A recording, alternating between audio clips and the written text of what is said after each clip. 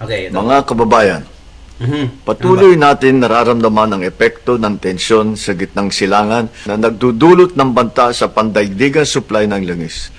Okay, ito din yung sinabi niya kapot sa SONA. Nakakaapekto ito sa ating ekonomiya at presyo ng mga bilihin. Kapag tumataas ang gastusin, mas bumibigat ang pasanin ng bawat pamilyang nagsisikap tugunan ang kanilang pangangailangan, lalo na ang mga Pilipinong nasa laylayan ng lipunan. Kaya naman, patuloy tayong kumikilos upang mapagaan ang kanilang pasanin. Sa ilalim ng Executive Order number 110, inilunsad natin ang Unified Package for Livelihood, Industry, Food and Transport o yung UPLIFT upang maprotektahan ang kabuhayan ng mga Pilipino at mapanatiling matatag ang ating ekonomiya. Ngayong araw, Mapananatiling matatag daw ang ekonomiya, mga kadunatics.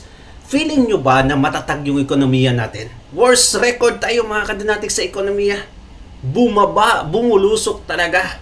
Tumaas yung palitan ng peso. Mapapanatili daw matatag. Anong klase? Ewan ko talaga ha. Yung mga nangyayari reality, mga kadunatics, ay talagang opposite sa mga pinagsasabi ni Bongbong Marcos. Gusto niyang mapapanatili siguro ganito, mga kadunatics, yung peso nasa 62 na ang palitan sa dollar. Pastilan. Pinakamababa tayo ngayon sa ekonomiya. History pa talaga yan eh. Yan ba yung gusto niyang mapapanatili? Ewan ko na lang talaga. Ito.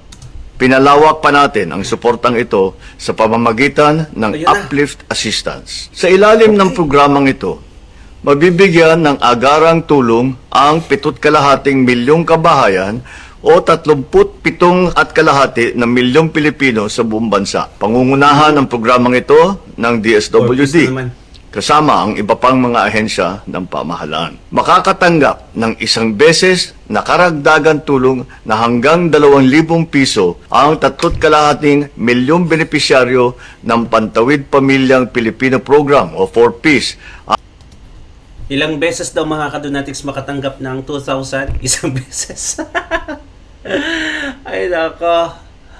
Pang Jollibee lang yan ng isang pamilya, mga kadunatics. One time lang. Tapos ipinagmalaki niya kagad. Kaya itong administration nito is administrasyon ayuda talaga. Sabi ni Tatay Digong, balik-balik natin sinasabi yan, mga kadunatics. Ayuda dito, ayuda doon. Yung mga major projects, wala. Ewan ko na lang talaga itong si Bongbong Marcos. At ito pa, mga kadunatics, unting story lang patungkol sa 4Ps. Nasabi ko na to noon sa previous videos natin. But sasabihin na naman natin ngayon. May kilala ko, kapitbahay, mga kadunatics, kung saan tumatanggap sila ng 4Ps every month. Ang nangyayari sa isang bahay, 3 pamilya, mga kadunatics. Ngayon, lahat sila tumatanggap ng 4Ps. Itong 3 magpamilya, mga kadunatics. 12,000 kasi, 4,000 every month kasi ang 4Ps, di ba? Alam nyo ba, sasabihan sila na magtrabaho kayo para pangdagdag sa 4Ps or at least man lang yung mga pang-allowance. Sabi nila, ay wag na. Wag na magtrabaho. Alam niyo ba, mga kadunatics, ang ginagawa nila, naghihintay lang sa 4Ps. Wala talagang ginagawa, mga kadunatics. Sobrang naging tamad ang tao. Sobrang naging tamad dahil sa 4Ps na yan. Hindi ko maintindihan at 3 pamilya, okay na sa kanila yung 12,000, walang nagtatrabaho sa kanila. Ay nako, tapos dagdagan daw ng 2,000 one time. At yung walang gutom program. Palalawakin din natin ang ating suporta para sa 2,5 milyong mahihirap at yung malapit nang maging mahirap. Ay nako. Taas kamay yung malapit nang maging mahirap. Ay nako, nakapredict na agad. Pastilan na fortune teller nata itong si Bongbong Marcos. Can you imagine? Isa kang presidente, mga kadunatics, tapos sa speech mo, sabihin mo yung malapit nang maging mahirap. Wala kang ginagawa. Tulong lang. Ay, like, meron. It doesn't make sense kung sino yung gumawa ng script dito. Sobrang nakakahiya, mga kadunatics. Bakit isama mo pa yung malapit ng maging mahirap? Like, from that wording alone, mga kadunatics, sobrang unnecessary na isama mo pa yan, mga kadunatics. Ano ba? Wala bang advisor si Bongbong Marcos? malapit nang maging mahirap. Comment down below mga kadonatics kung malapit ka na maging mahirap kasi may ayuda ka 2,000 pesos. One time. Big time. At eto, reaction ni Attorney Mike Operario mga kadonatics kung saan reaction niya sa SONA. Sobrang tagal na nito, no? Sabi ko nga, dinidribble-dribble na lang nila. Pero ang pinakikita nilang malinaw sa taong bayan dito, iba yung may mga tinititigan at iba yung kanilang may kinikilingan sila dito. Kasi anong nangyari kay Mike Defensor? Anong nangyari kay Senator Marcoleta? Bakit mas nauna pang kinasuhan ng mga lumalaban sa katiwalian kaysa dito sa mga pinagsususpetsahan ng katiwalian? Bilyon, trilyong piso Diba? ang pinag-uusapan dito. Assume natin na hinahabol nyo nga si Senator Marcoleta. 75 million, tapos ang pinag-uusapan natin na nawawala ay trilyong piso. Ito ay isang malaking kalokohan at panliling lang sa taong bayan. Hanggat walang nananagot, iikot at iikot dyan ang ating katanungan. Hanggat walang kasagutan, magtatanong ang taong bayan. Kaya kung gusto niyang huminto tayo, ipakulong nila. Kung kasama yung mga sarili nila, isama rin nila yung mga sarili nila sa mga makukulong at managot silang tunay dito sa flood control. Can you imagine, mantakin yung mga kadonatics, kinulong nila agad si Senator Marcoleta na donation fund lang. Okay? Tinanggap niya ang donation fund at inamin niya ito mga kadonatics. Hindi yan labag sa batas. Hindi Ang COMELEC na mismo ang nagsabi na walang offense doon. Pero yung ombudsman ay talagang ininsist nila na may offense yan. Okay? Plunder yan. At yung plunder mga kadonatics, kung hindi pa natanggal yung death penalty na sana si Senator Marcoleta, ganyan katindi ang isinampa nilang kaso. Non-bailable yan mga kadonatics. Grabe talaga. Ngayon, since wala yung death penalty, ang maximum sentence yan is reclusion perpetua. What? Over 75 million donation fund na sinabi din, inamin ni Senator Marcoleta. Inamin din ni Mike Defensor ang nagbigay. Di ba? Anong nangyari? Si Mike Defensor kinasuhan ngayon na mga kadonatics nakakulong. Si Senator Marcoleta kinasuhan, nakakulong. Jingo Estrada, hindi pa guilty. Connected daw sa flood control, nakakulong. Hindi pa guilty. Yung mga congressmen, yung mga buhaya talaga. Si Romualdez, Saldico. Walang nakulong na congressman, kahit isa. Ganyan katindi. Yung SONA kahapon, may progress na daw. Hinahabol na daw. Alam nyo ba mga kadonatics, kung hindi sinampahan ng kaso, days before ang SONA, walang masasabi si Marcos de Jr. patungkol kay Romualdez. Sinampahan agad ng ombudsman Nga dali-daliin natin to dahil, magsusona na at least masama niya sa script niya mga kadonatics. Kaya kahapon, sobrang, proud na proud daw siya na may hinahabol at makukulong na daw ang mga mga kawatan, ewan ko na lang basta. Martial law without declaring it. Ang nag-rally kahapon, tinatanong nila yung mga kapulisan kung bakit hinuhuli. Wala silang reason mga kadonatics. Ganyan na ba talaga katindi? Sa panahon ni Tatay Digong, ini-encourage nila at least yung administration niya. Sabi pa niya, mag-rally kayo araw-araw. Bibigyan ko pa kayo ng food and allowance. Walang problema sa akin. Karapatan nyo yan. Ngayon, mag-rally ka lang mga kadonatics without reason, ikukulong ka. Dadamputin ka mga kadonatics. Mantakin nyo 20,000 soldiers yung i-disburse mo for that SONA alone. Ganyan katindi si Marcos de Jr. Yung takot niya to the roof na talaga mga kadonatics. Well, anyway, panoorin natin itong si Attorney Guanzon kung saan sinabi niya na ito yung pinaka-worst na SONA na naatinan niya or napakinggan niya mga kadonatics. And you know what? Totoo talaga. Ito yung pinaka-worst. Kasi lahat ng mga promises niya last time, wala namang talagang concrete na nagawa mga kadonatics. Yung 5,500 na flood control projects, anong masasabi niya ngayon? Wala. Di ba?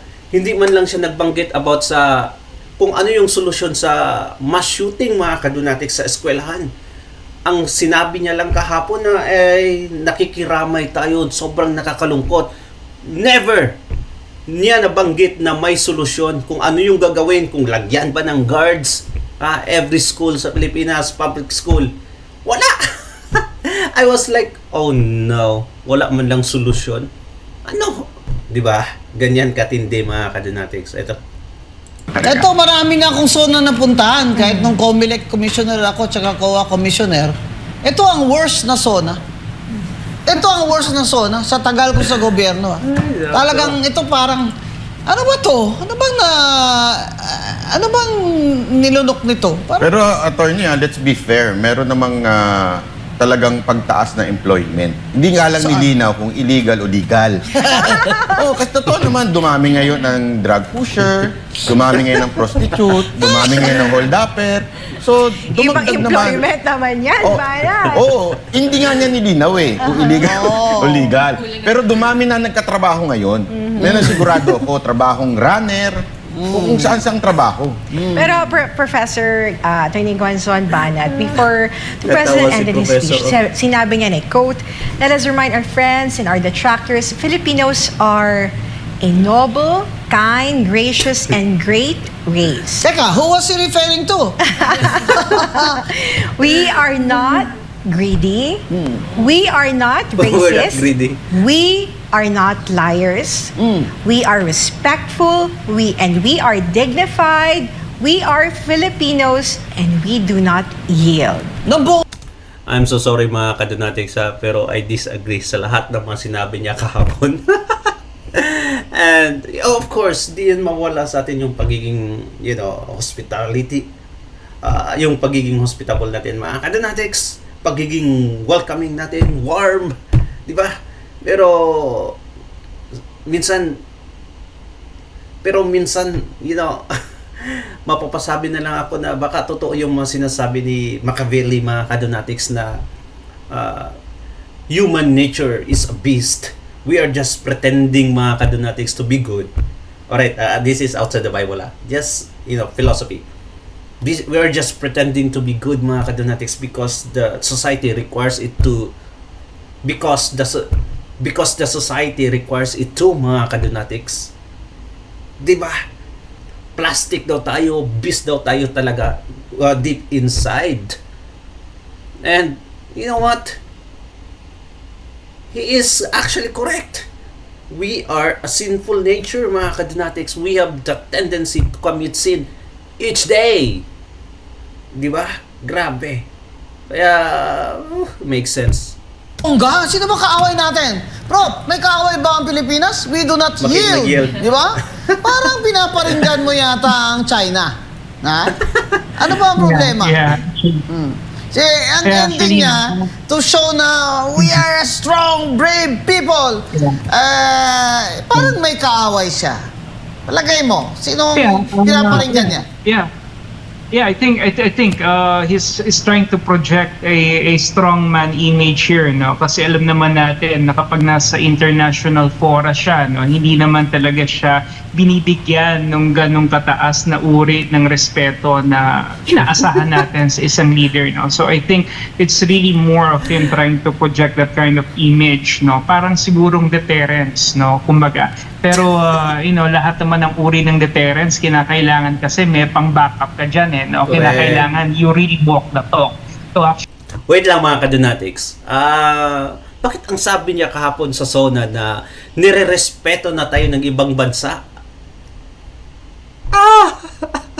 Sabi ni Professor, hindi siya ginagalang ng ganito ka taas. Kaya, doon na lang niya binabawi sa mga pananalita niya mga kadonatics. Pastilan. Kawawang nila lang. actually say and demonstrate that you project the image and you have the likelihood at the very least of not just projecting pero doing it, no? So again, medyo kulang dito ang Pangulo, and I think this is really what Sobrang he's trying kulang. to attempt right now. Sinabi pa niya, di ba, Prof, Hana? We are not liars. Hindi kami sinungaling.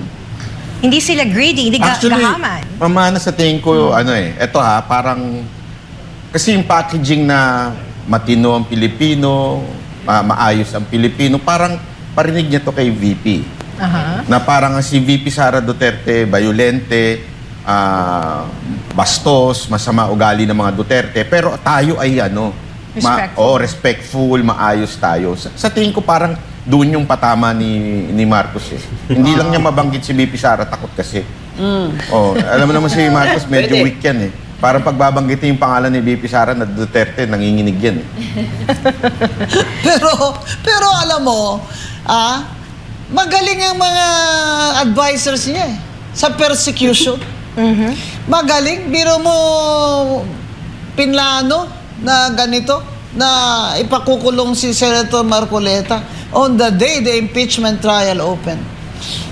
Diyan, wala yan sa State of the Nation address niya. Pero, diyan naman talaga ako, talagang hangang-hanga ako kay BBM sa tingin niya sa sarili niya na siya ay mabuting tao at hindi siya sinungaling at hindi siya magnanakaw. Itong SONA na ito ang dapat magsilbing taga-sukat. Susukatin natin siya na pag-end ng term niya ay ito ba, ang mga sinabi niya dito ba ay totoo? Yun ang mga kadonatics na wala talaga yung respeto ko again kay Manny Pacquiao. Sinabi niya naman kahapon, pagkatapos talaga sinabi niya na in fairness ang daming nagawa ng Pangulo. We just have to take a look at it, mga kadonatics, and appreciate naman. Learn to appreciate sa lahat ng mga ginawa ng Pangulo. Ay, pastilan itong si Manny Pacquiao. Ewan ko talaga mga kadonatics. I respect him 100%. Once we are talking, if we talk about boxing or sports in general, pero pag politics talaga mga kadonatics, huwag ka nang mangarap makabalik, Manny Pacquiao. Please lang, huwag ka nang mangarap. Pati pagka-senador, hindi ka na makakabalik. Kaya please lang, huwag mong sirain yung magandang imahe mo na build mo sa mga Pilipino. Kasi napakahirap mga kadonatics. You are supporting. Ikaw na mismo nagsabi, Manny Pacquiao, na napakasinungaling ni Marcos at napaka greedy at magnanakaw, tapos ngayon andito ka dumidikit for what? Kaya Pacquiao, wag. Before ko hinga ng last message yung ating mga guests tonight, basahin ko lang yung statement from Executive Secretary Ralph Recto. Sabi niya, in reaction dun sa naging State of the Nation address, si Pangulong Bongbong Marcos said, tamang timpla, malaman at hindi bola-bola. Ganyan ang SONA, nag-uulat, nagbumulat, nanggugulat din. It is a fair rendition of what has been done, but I dare say incomplete due to time constraints because a SONA should never be Wikipedia broad and telenovela long. As for the what is to be done portion of the SONA, it is clear that he spelled this out. Itemized for easy monitoring come implementation time. His call is for everyone to dial down divisive politicking and ramp up work that will bring peace and progress to the entire nation. Ay nako, crocodile appreciates crocodile. Nagbubulahan na talaga yung mga buhaya. Pastilan. Anong masasabi mo, Atty. Guadon? Ay, nako. Ang inaasahan ko kasi hindi talaga sinabi. Inasahan ko talaga yung si Martin, okay. Yung inasahan ko isa, hindi niya sinabi yung economic and fiscal policies. Ano na gagawin mo ngayon? Magla-last 23 months ka na. Kaya dyan, tulog sa pansitan si BBM. Hindi ako sang-ayon sa report o comment ng Executive Secretary. Kasi sa mga sinabi ni BBM, mahirap paniwalaan. Mahirap paniwalaan dahil wala naman siyang specifics na binigay sa atin na institutional reforms. Puro ayuda. Tsaka yung palipad ng, palupad ng isip ba? Papalipad pa ng isip yung mga rocket ship na yan tsaka mga nuclear energy. Kaya sa akin ho, wala. Pasangawa na lang itong sonang ito. This is the worst sona I have ever heard in my life in government. Pero better luck next time, BBM. Wala nang next time. Though may next sona pa siya, pero wala na. Mga kadonatics, ang last na zona niya is reporting na lang. Kasi nga mga kadonatics, grabe na overpower talaga ang mga maliliit na mga ginawa ni BBM sa Pilipinas. Kasi kung sabihin nating malaki, wala naman talaga mga kadonatics, di ba? Na overpower sa kanyang katangahan, sa kanyang kabalastugan, sa kanyang pagnanakaw, sa kanyang mga lapses and failures mga kadonatics. Talking about major project, kahapon may mga binanggit siya ng major projects daw na tatapusin. Anong 23 months ka na lang? Major project tatapusin pa. Pastilan. Walang mga legacy project, walang mga flagship projects mga kadonatics. Talagang nakakahiya ang 6 or 5 years ni BBM. At ang sinabi pa ni Matibag kahapon, 100% daw talaga. Sobrang ganda ng sona ng speech ni BBM. Talagang parang in love na si Matibag kay BBM eh. Ay wala man lang minus mga kadonatics kahit isa.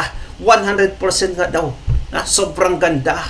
Lahat ng mga pinagsasabi ni BBM ay nangyari daw talaga. Pastilan. Ano kaya pinakain niya? Bakit na-compel siya ni BBM mga kadonatics? Di ba? Professor Canilo?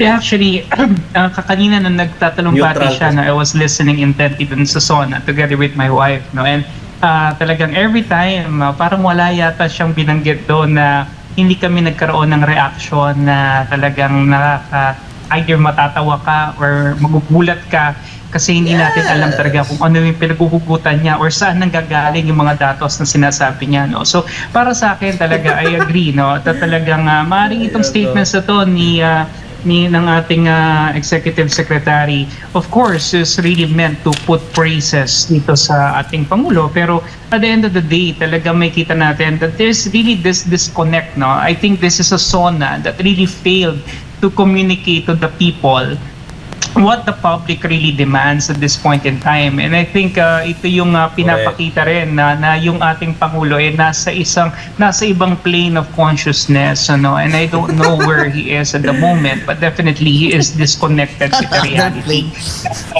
Okay din to mag-analisa itong si Professor mga kadonatics. So, hindi masyadong prangka.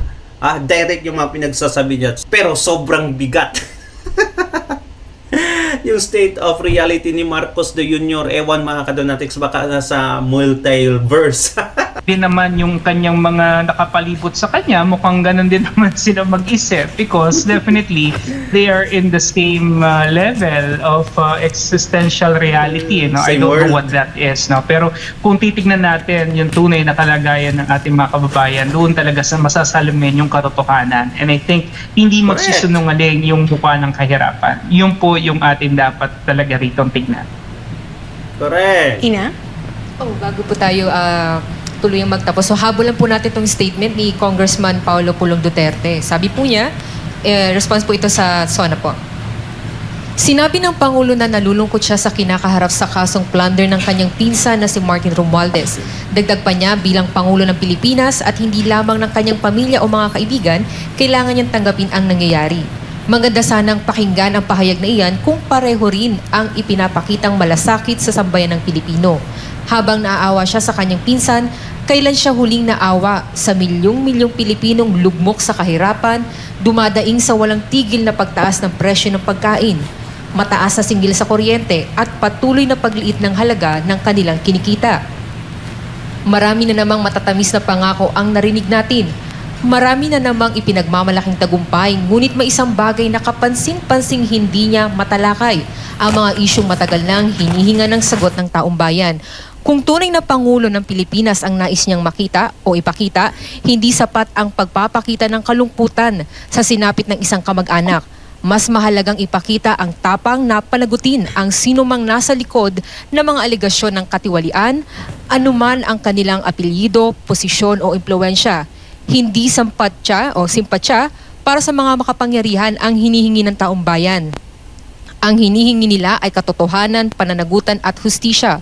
Hanggat hindi nasasagot ang mga tanong tungkol sa bilyong-bilyong pondong ginugol sa flood control, sa kontrobersya ng PhilHealth Funds at sa Maharlika Fund, mananatiling kulang ang anumang SONA sa mata ng mga Pilipinong patuloy na naghihirap.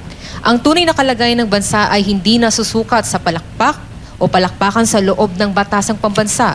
Nasusukat ito sa laman ng hapagkainan ng bawat pamilya, sa presyo ng mga bilihin, sa kalidad ng serbisyo ng gobyerno at sa tiwalang unti-unti nang nawawala sa mga institusyon ng pamahalaan.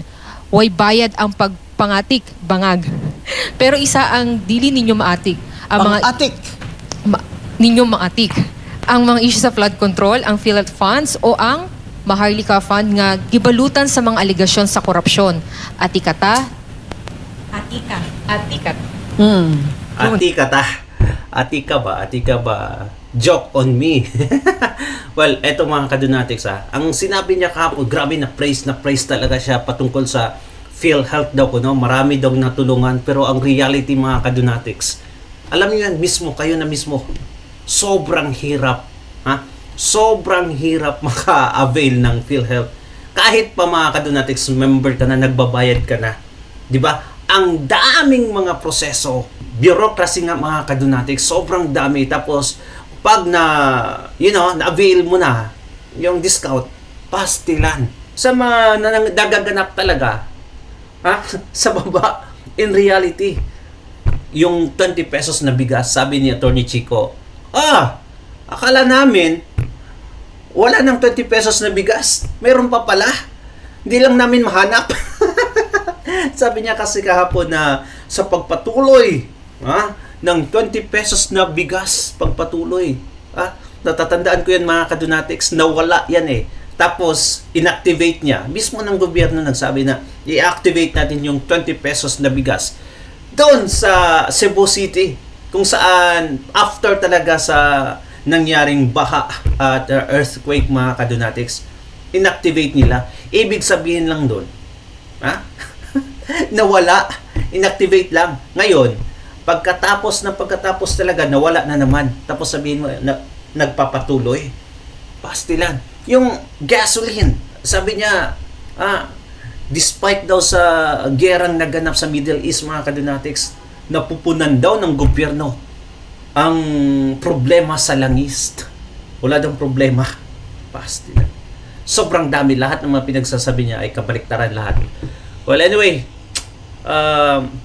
comment down below mga kadunatics at babasahin natin yan. Yung mga hinaing nyo talaga patungkol kay Marcos Jr.